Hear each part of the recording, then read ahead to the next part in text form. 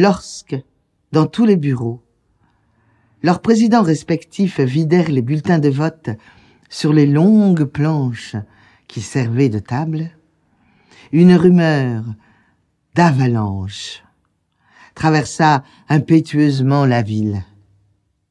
C'était l'annonce du séisme politique qui ne tarderait pas à se produire. À 10 heures du soir, enfin, le Premier ministre apparut à la télévision. Il avait un visage décomposé, des cernes profonds. « Chers citoyens, dit-il, le résultat des élections qui ont eu lieu aujourd'hui dans la capitale du pays est le suivant. Parti de droite, 8%. Parti du centre, 8%. Parti de gauche, 1%. Abstention, 0. Bulletin nul, 0. Bulletin blanc, 83%. Le scrutin d'aujourd'hui confirme, en l'aggravant, la tendance qui s'est faite jour dimanche dernier. Il est encore temps de rectifier cette erreur. Le gouvernement va demander l'état de siège à son Excellence, le chef de l'État. Lors du conseil ministériel, réuni en urgence, le ministre de la Justice déclara « Il s'agit d'une offensive de grande ampleur lancée contre le système. Leur grande méprise a été de voter blanc. Ils veulent un grand nettoyage. Eh bien, ils vont l'avoir. » La nécessité d'un état de siège sérieux s'imposait donc. Un état de siège qui ne soit pas de pure façade, avec couvre-feu obligatoire, fermeture des salles de spectacle, patrouille intensive des rues par les forces militaires, interdiction absolue d'entrer dans la ville et d'en sortir.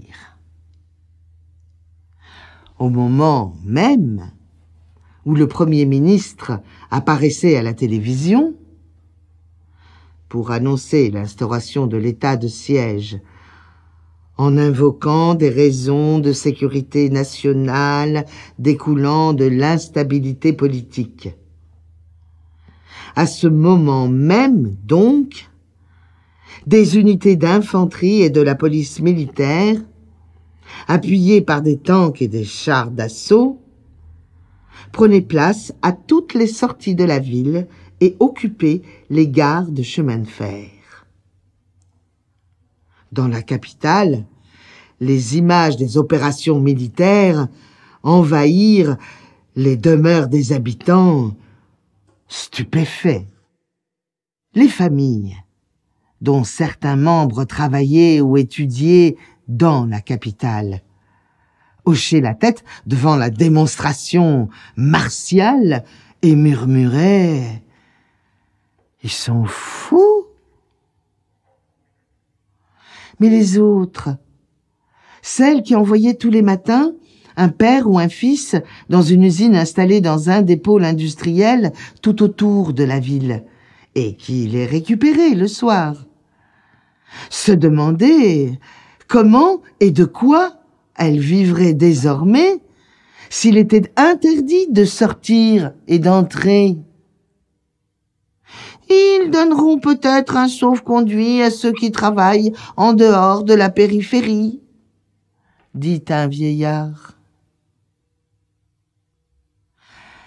L'expérience montre qu'on ne peut pas vivre sans manger ni boire.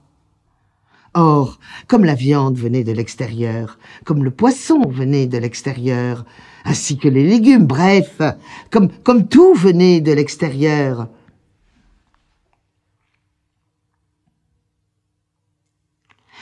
l'expérience montre qu'on ne peut pas vivre sans manger ni boire. Or, comme la viande venait de l'extérieur, comme le poisson venait de l'extérieur, ainsi que les légumes, bref, comme tout venait de l'extérieur, et comme ce qu'on entreposait permettrait à peine de survivre pendant une semaine, il faudrait mettre en place des systèmes de ravitaillement. Sans oublier les hôpitaux et les pharmacies. Les kilomètres de bandages. Les montagnes de coton hydrophile, les tonnes de comprimés, les hectolitres de produits à injecter, les douzaines et douzaines de préservatifs. Et il fallait aussi penser à l'essence et au gasoil. Au bout de quelques jours, le gouvernement avait compris qu'un état de siège ne s'improvisait pas en un tournement, qu'il fallait très bien savoir où l'on voulait aller et comment. Du jour au lendemain, les ministères se trouvèrent confrontés à un excédent de travail colossal, débordés qu'ils étaient par les protestations, réclamations et demandes de renseignements. La plupart du temps sans savoir quelle réponse apporter dans chaque cas. Car les instructions venues d'en haut ne contenaient que les lignes générales de l'état de siège.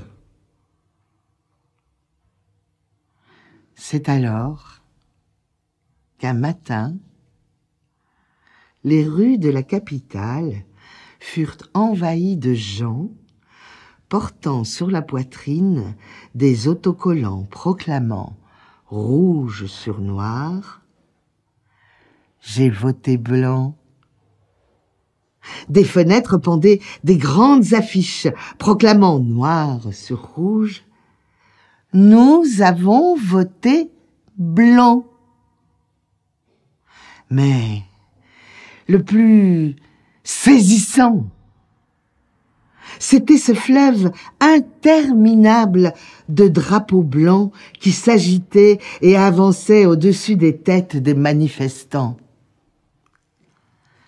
Les haut-parleurs de la police s'égosillaient à hurler que les rassemblements de plus de 5 personnes étaient interdits. Mais les manifestants étaient au nombre de 50, de 500, de 5000, de 50 000. Qui donc, dans une situation pareille, allait se mettre à compter de 5 en 5? Le soir même, le Premier ministre dévoila son plan devant le gouvernement. « L'heure est venue de briser l'échine de la résistance », déclara le Premier ministre. « Ce que je vous apporte ici, ce n'est rien moins qu'un ensemble d'actions dont j'ai la certitude qu'elles nous mèneront à la victoire totale et au retour à la normalité démocratique. À savoir, et par ordre d'importance, 1. Le repli immédiat du gouvernement dans une autre ville, qui deviendra la nouvelle capitale du pays. 2. Le retrait de toutes les forces armées qui se trouvent encore ici. Et enfin, 3. Le retrait de toutes les forces de police. Grâce à cette politique radicale, la ville insurgée sera livrée à elle-même. Elle aura tout le temps nécessaire pour comprendre ce qu'il en coûte de se couper de la sacro-sainte unité nationale. Voilà, aux grands mots, les grands remèdes. Et s'il est vrai que le remède que je propose est douloureux, le mal qui nous attaque est tout simplement mortel. L'heure du départ simultané du gouvernement, de l'armée et de la police fut arrêtée à 3 heures du matin, quand seuls les insomniaques impénitents se tournent et se retournent dans leur lit. À 3 heures tapantes, donc, la retraite commença. Alors, sur surprise. Oh, stupéfaction. Oh, prodige inouï. À mesure que les automobiles avançaient dans les rues, les façades s'éclairaient les unes après les autres. Et de haut en bas, les ampoules, les lampes, les lanternes, les torches électriques, les lustres, quand il y en avait, s'allumaient. Toutes les fenêtres étaient ouvertes et resplendissaient, déversant à flot leur clarté au dehors. La confusion et la perplexité, puis l'inquiétude, puis la peur, plantèrent leurs griffes dans la gorge du chef de l'État et du chef du gouvernement, des ministres aussi. Les lumières commencèrent à s'éteindre quand le dernier camion militaire et le dernier fourgon de police quittèrent la ville, l'une après l'autre, comme si elles prenaient congé.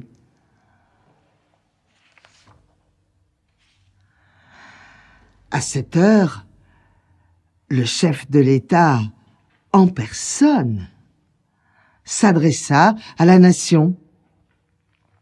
Voici donc le discours complet auquel manque seulement le tremblement de la voix, la componction du geste, la gouttelette occasionnelle d'une larme mal contenue. Je vous parle à cœur grand ouvert. Je vous parle déchiré par la douleur d'un éloignement incompréhensible, comme un père abandonné par ses enfants bien-aimés. Et ne me dites pas que c'est nous, que c'est moi, que c'est le gouvernement de la nation, pas plus que les députés élus, qui nous sommes éloignés du peuple. Il est vrai que ce matin, à l'aube, nous nous sommes retirés dans une autre ville qui désormais sera capitale du pays. Il est vrai que nous avons décrété pour l'ex-capitale un état de siège rigoureux. Mais c'est vous qui êtes les coupables. C'est vous qui avez ignominieusement déserté le concert national pour vous engager sur la voie tortueuse de la subversion, de l'indiscipline, du défi le plus pervers et le plus diabolique jamais lancé au pouvoir légitime de l'État. À présent, vous êtes une ville sans loi. Vous n'aurez pas un gouvernement pour vous imposer ce que vous devez faire ou ne pas faire, comment vous devez ou ne devez pas vous comporter. Les rues seront à vous, elles vous appartiennent. Utilisez-les comme il vous plaira. Aucune autorité ne viendra vous barrer le chemin et vous donner le bon conseil. Mais aussi, écoutez bien ce que je vais vous dire. Aucune autorité ne vous protégera contre les cambrioleurs, les violeurs et les assassins.